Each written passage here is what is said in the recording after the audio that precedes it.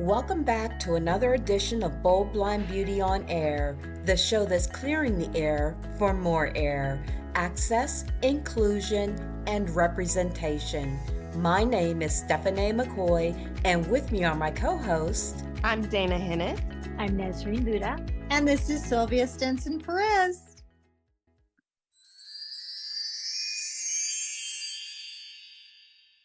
When you see something that is not right, not fair, not just, you have to speak up. You have to say something. You have to do something. John Lewis. Advocacy in action is the topic for today's conversation, and we're thrilled to welcome Idan Meir, co-founder and CEO of RightHear, a groundbreaking company transforming public spaces into accessible environments for the blind and visually impaired. RightHear's innovative audio wayfinding technology is empowering individuals worldwide while reshaping how businesses approach inclusivity. In this episode, we'll go deep into the story behind RightHear's development, the inspiration that fueled its mission, and how it continues to center the needs of the blind community. Sylvia will explore how Idan's vision translated into action, while Nazreen will discuss how advocacy has been pivotal in adopting RightHear's indoor orientation technology. Dana will highlight the empowerment of blind advocates through RightHear's initiatives and their broader impact. Later, we'll examine how partnerships with global brands like Microsoft and McDonald's promote accessibility and inspire other businesses to follow suit. Finally, we'll address critical issues such as bridging the gap between Braille mandates and actual usage with audio technology and ensuring advocacy strategies remain informed by the blind community's voices. Stay tuned for an enlightening conversation that underscores the importance of advocacy in creating a more inclusive world. Let's get started. Hi, Idan. Welcome to Bold Blind Beauty on Air. We are so excited to talk with you about RightHear. Same here. I'm very excited and thank you for having me. You're welcome. I'm going to hand the mic over to Sylvia for our first question. I'm thrilled to have you here. We've met before and I've seen a little bit about RightHear, but share with us what inspired RightHear's development and how did you center the blind community's needs? Yes. So, our story begins almost 8 years ago.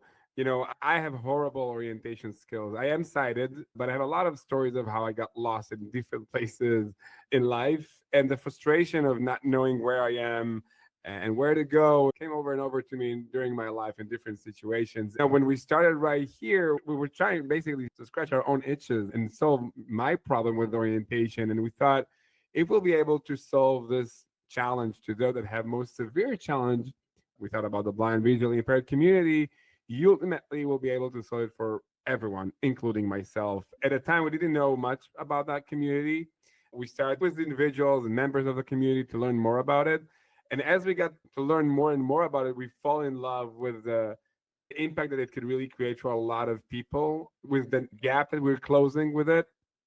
And it was very soon for us to realize that we have to have the community very much inherent with everything that we do. We even call our name RightHear. It's hear like hearing, as a self-reminder that the right thing to do is to hear, or actually to listen to the end users. They know best what is needed. Fast forward to today, over almost 8 years since we started, the app now is helping a lot of more people than the blind and visually impaired community, many different type of orientation challenged individuals, but we still remain the accessibility piece of it very much at the core of everything we do. That's super interesting that it's really kind of a universal design and like other interesting technologies for people who are blind. You didn't start out on that path. You started out for yourself, and that's super interesting. Exactly. And we're probably going to talk more about it later, but I think that's universal design thinking mindset. It's really what leads our development and our strategy. It's accessibility by design, but it doesn't mean that it's a solution only for the blind and visually impaired. It's a solution for everyone, including the blind and visually impaired from the get-go. I like that it's called RightHear too versus over there. Yeah, well, I'm sure some of the listeners, a lot of time when a blind person asks for help or where is the information, it's over there. So Right here is a totally different answer. exactly. So yeah, another thing we learned from the community early on. Train, I think you have some questions. Yes, I do, Sylvia. Thank you so much, Idan, for being here today. Like Sylvia said, I love the name right here. And I didn't know it's been 8 years since you guys been doing this, but I also love the fact that it's very inclusive for everyone. So that's important. So how does Right Here's indoor orientation help the blind community? And how does advocacy drive its adoption? Yes. So first of all, we've been almost 8 years, but here in the U.S. we're about almost 3 years. So we're pretty new to the American market, having our offices here in Maryland. Our indoor orientation solution, the easiest way to think about it is like audio signage system or talking signs system. It's basically an app that speaks to you and give you audio descriptions of the space around you in your own language. By the way, we support 35 different languages. Many of our users use it with a higher speed or slower speed. Privately, there's no sign into the app. We don't ask for your name, email, or anything like that. So we're completely private and anonymous. But basically, once you get to a Right Here enabled location, you can hear audio descriptions of the space around you. So, for example, you are at the main entrance. The reception is in this direction for 30 feet, or other direction where you point with your phone. I would say we have a whole outdoor experience as well with GPS. But yeah, I think the main value of the app comes in indoor environments. Actually, in the pre-call we had, there are over 100 million Braille signs in the US. Wherever you go, you can find them. In elevators, people usually notice them. I'm sure a lot of our users notice them in many other places, but they're all around us. From small restaurants to the biggest airports, hospitals, and you name it. Although, the reality that over 90% out of the blind community cannot read Braille, the about 5 to 10% who can read Braille having a hard time, we learn to find these signs. And in the past 4 or 5 years since COVID, even if you know to read Braille and you've been lucky to find the sign, you don't necessarily want to touch it anymore. So that's where the concept of talking signs or audio format of these signs comes in. And Right Here is very proudly, I would say, leading that category with more and more locations. We're currently at over 2,500 locations worldwide, some of the great brands of the world, but also small businesses as well. And ultimately, the goal is to provide people with higher level of independence. Absolutely. And it sounds like you thought like of everything. And I agree with you about a lot of people that don't do Braille, and I happen to be one of those. And you're right, after COVID, I really don't want to swipe my hand over a Braille Yeah. sign. So Yeah. these are very great points. Makes it more intriguing about the app and wanting to get involved in this universal design thinking. I think it's amazing stuff that you guys came out with to help us. We're always wanting to know where things are when you first enter a space that we've never visited before.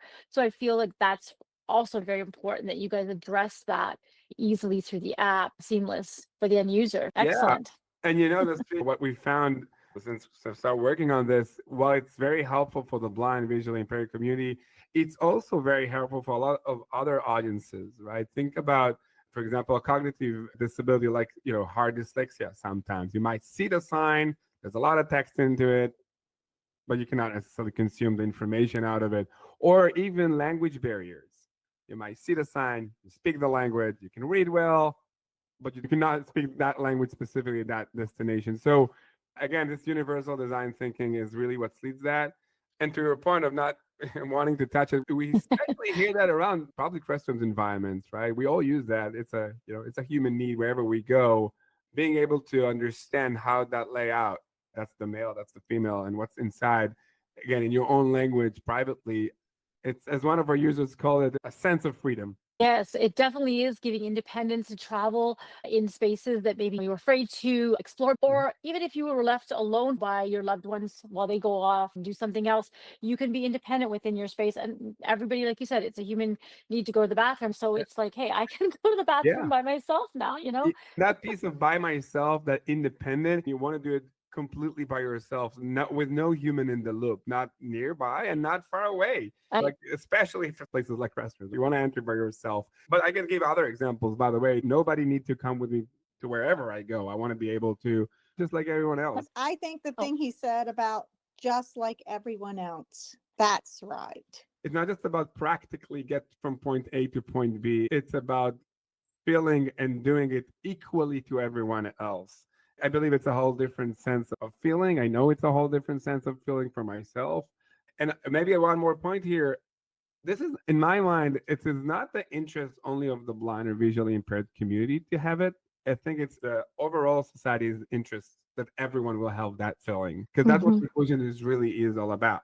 It's self-esteem as part of Yeah. it as well. Yes, absolutely. Awesome. I love that. Over to you, Data. I love when products keep everybody in mind and it's not just for one specific group. So my question to you is, how has Right Here empowered blind advocates and what impact has it had? Wow.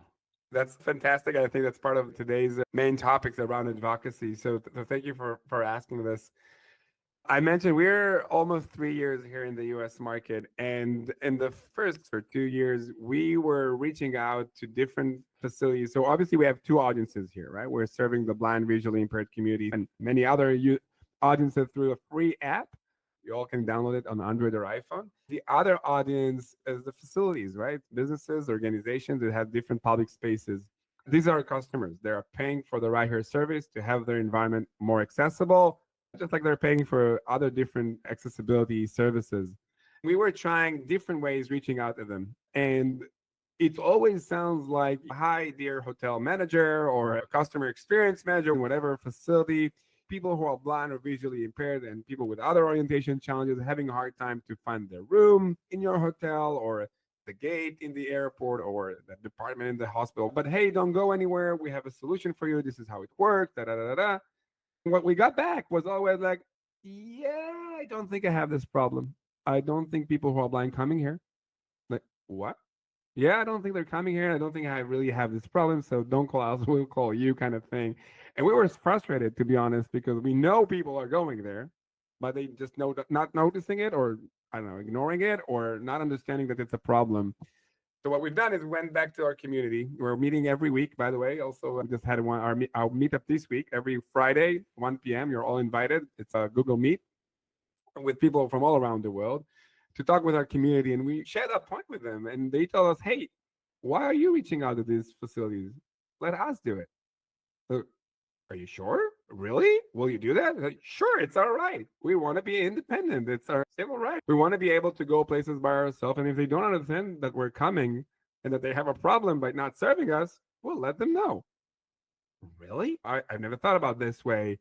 Although it's eventually made a lot of sense to me. Then we started to realize how this advocacy is so critical, because what we found with the first volunteers reaching out, I can talk more about how we help them with that. Those facilities got back to us and say, hey, I got this blind guest or visitor talking about this, and I want to be able to help them. Tell me more. That's completely changed the whole dynamic and help us get a lot more facilities to have it. We call it the unlock approach. That's our way to really unlock more and more facilities and spaces and opportunities for a lot of people through the community. So it's kind of built by the community for the community. And yeah, happy to elaborate even more about it, but that's how advocacy is so critical in our work. We need more people who are visually impaired to get out and do that, though.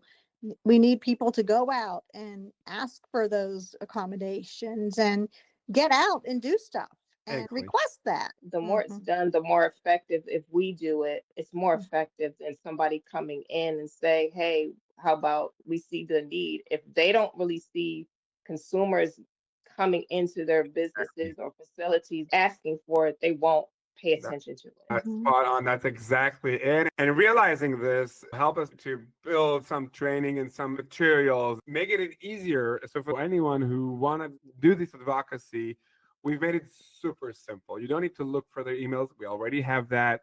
You don't need to craft the whole message from the beginning. We already have a lot of templates for you to use. So there's a lot of things we've already done. You can find them also on our website under, we can share that in the footnotes, but it's under the community page on our website. So we put all of these tools, collaterals, references, also to the ADA. I mean, we might want to talk about that as well soon, but we've made it even easier than ever for the community to, I don't have to call it ask or demand or require, but it's people's right. And I think it's about building the awareness. That's where it is.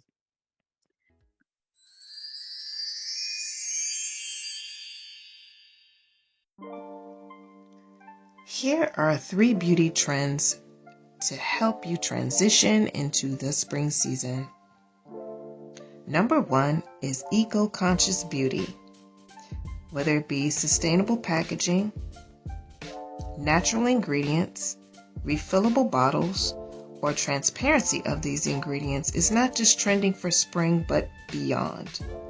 Number 2, minimalist makeup. Less is more. Light foundations, tinted moisturizers help give a healthy, polished look. But that look doesn't have to be boring. The third trend is to add a little color to your makeup, whether it be in mascaras, eyeliners, or lipsticks, to give it a finished, bright look. Enjoy the longer days and the warmer temperatures. And that's your Bold Blind Beauty Bite.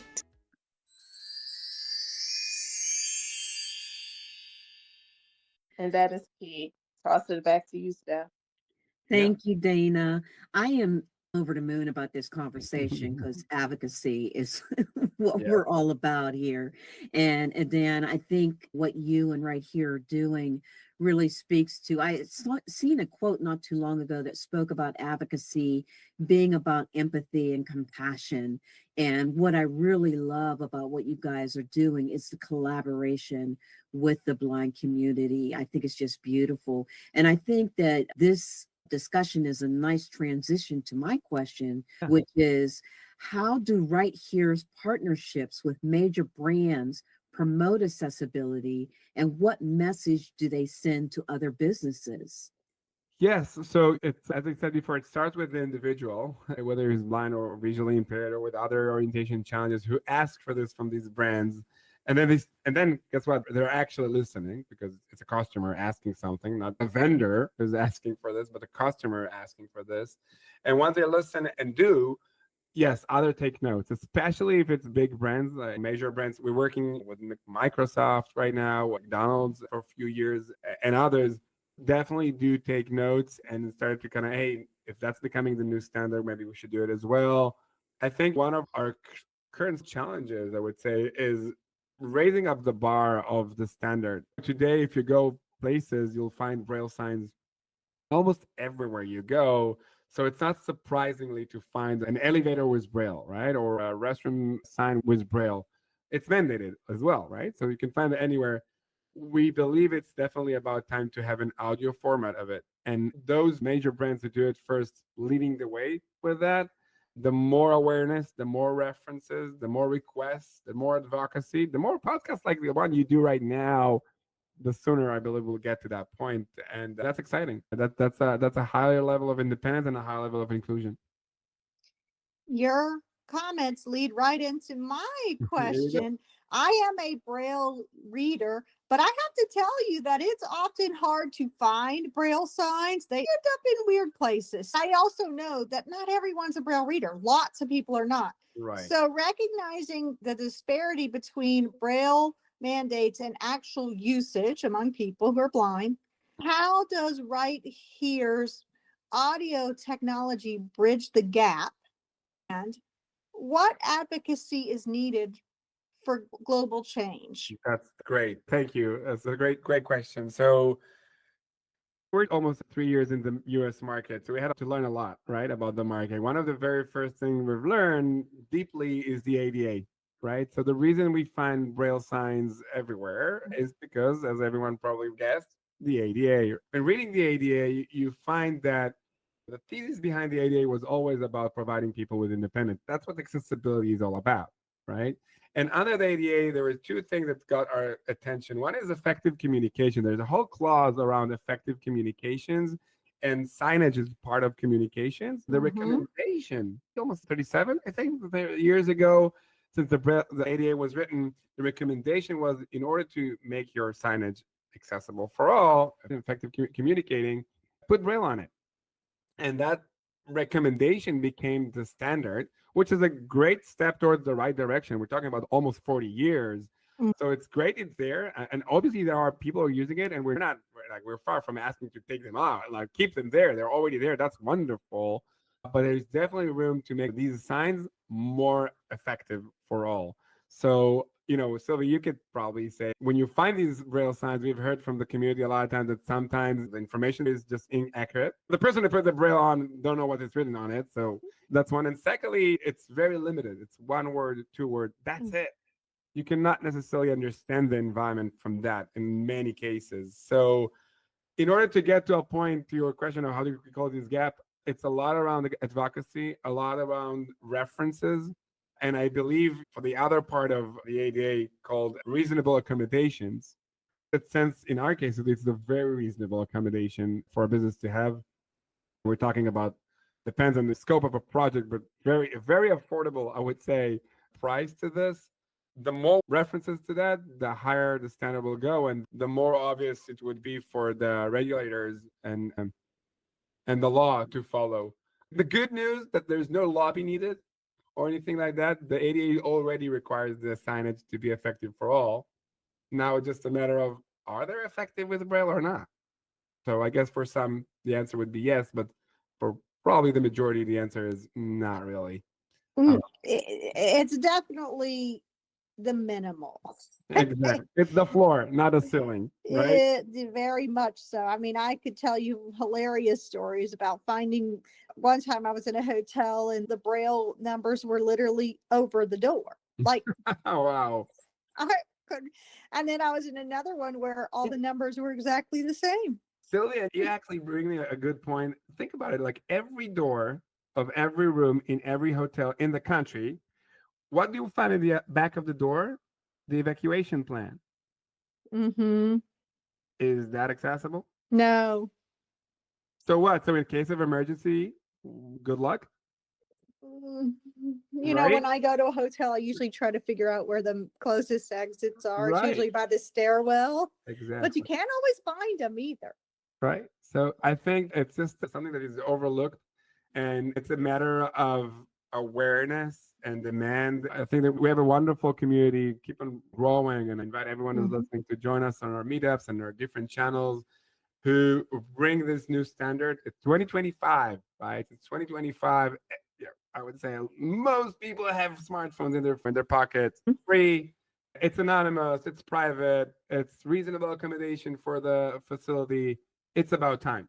And this is not a feature for the hotel. It's people's right. How I see it. Yeah. Awesome. Yeah. Those are some great points. I need to ask you, how do RightHear's weekly discussions inform your advocacy strategy? And what measures ensure that the blind community's voices are prioritized? Yes. So we've started our meetups, I want to say like almost half a year ago, online meetups. So we do it through Google Meet, and we're inviting everyone really to join. We have people from actually all around the world, not just from the US, joining it. It's 30 minutes every Friday, 1 p.m. Eastern. And it's usually like 5-10 minutes. Someone talk about a subject or topic that matters to him and to the community, not necessarily wayfinding and accessibility. It could be other topics. And then 20 minutes is the communities talk about whatever discussions, and we take notes and ask questions. Some of the questions we're asking is like, where would you like to have this independent experience? Where do you think we should reach out to? How do you think we should reach out to? Here's some ideas of what we had in mind for the app. What do you think about it? So that we work really closely with the community ongoing and learn from them what's needed. One of the things I've learned very early on is, from a good friend, Adi, hopefully will listen to that, is a software engineer who happened to be blind from birth. So he has a good understanding of the need as a blind person, but also as a developer behind the scene of how to make it happen. And he told me very early on, Idan, you're doing something amazing that you'll never understand what it is. And I'm like, well, okay, so I get it. I'm not blind. I get it. What should I do? Well, the only way you could go about it is really work closely with the community, not just myself, Adi, but with as many people who are blind or visually impaired from as many places, so you could really understand and tune in your strategy and plans. And that's what we do. We really try to stick to that wonderful advice. I invite everyone who's listening to us to join this community, to help us with our advocacy strategy, crafting the right messages to the right people to listen, as well as some from the development standpoint, what to put into the app, what to take out, and how do we really build something that everyone can use freely, the inside, outside, out of space, underwater, without giving up on. I mean, there's no Yeah. little letter there. It's completely Poss- free. It's always been free. It will always be free, and you don't need to exchange your privacy or anything like that in return. So, yeah. Possibilities are endless here. And I've been to a couple of those Friday 30-minute sessions. I think they're hosted by Darren Gladstone, if I'm Correct. not Darren, mistaken, right? Yeah. So I've been to those. Darren is doing an incredible work there. Thank you, Nestor. Thank you for Absolutely. doing that. Yeah. He definitely is. He's keeping the community group going, and he's also bringing in some great guests each week that are sharing their insights on the blindness spectrum and what they're involved in as well too. So it's a really great community that's growing there. And I love the fact that you're bringing in people from internationally as well, because you have to remember that how we navigate here in North America, somebody overseas or in a different country navigates differently, or there are no disability programs or laws in place right now to help them. So some of this information that you're sharing may be very new and raw to them, so that they can help bring the system of Right Here into their ecosystem, especially when they're international and they don't have these kind of measures in place that we have here in North America, ADA and other Yes. provisions in place. They don't. Exactly. Thank you, mentioning that. Nestor. I must say, that's to be honest, it's part of the part that I love in my work, where accessibility is crossing any border, right? The challenge is the same challenge, no matter where you are in the world. And the seek to independence is equal to all of us humans, right? So we do have great stories from all around, from Africa to Iraq to Egypt to you name it. And invite you all to join this growing community. Is all about making that change and new reality. Oh, that's awesome. That was such great information you shared with us today. I just love what you all are doing. The areas and spaces more accessible and easy to navigate and to travel, and the freedom that you're providing through the app and the technology that you guys have provided through Right Here. And I want to thank you for sharing that information today. It's been a joy having you here on our podcast. Absolutely. It was a great pleasure for me as well. I'm available. I'm accessible. My email is Idan, IDAN, at right-here.com. I hope it will be in the footnotes. And we're looking to hear from you all who's been listening to this episode to reach out to us and help us make that change by a stronger advocacy and shared work. And what app? How do you find the app? So you go to your app store or Google Play and you search for Right Here. Right is RIGHT, HEAR, like hearing, Right Here. So you hear, you are. So RIGHT, HEAR. Thanks for sharing your socials and your contact information. And if anybody wants to get in touch with Idan or know more about Right Here, please join the weekly meetups that they do have. And also visit their website, as you mentioned. And thank you again so much. Yes. All right. The link to our meetups every week, you can find it on our website. But if not, just reach out to me and I'll send it to you. Thank you.